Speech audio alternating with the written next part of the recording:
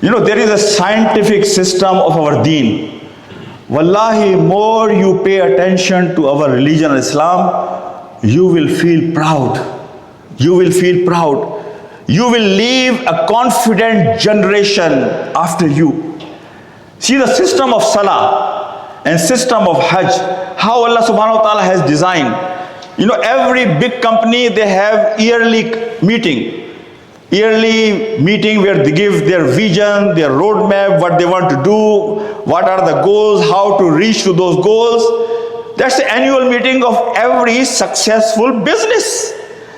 Allah subhanahu wa ta'ala has given us Hajj as an international annual meeting of Muslims to see the vision, to see the goal, to discuss the troubles of the Muslim Ummah and the guide Muslim Ummah how to tackle those challenges.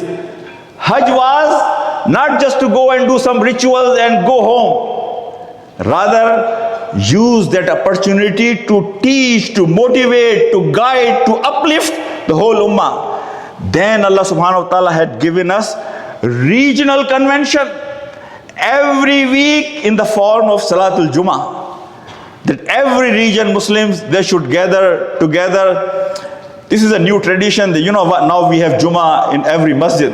But if you go in old days, there was always Jamia Masjid, the main masjid of the city, or people will go out of the city and everybody in the town, they will gather in one place and somebody will guide them about the challenges of Islam, challenges of Muslim, and will guide them how to handle and tackle.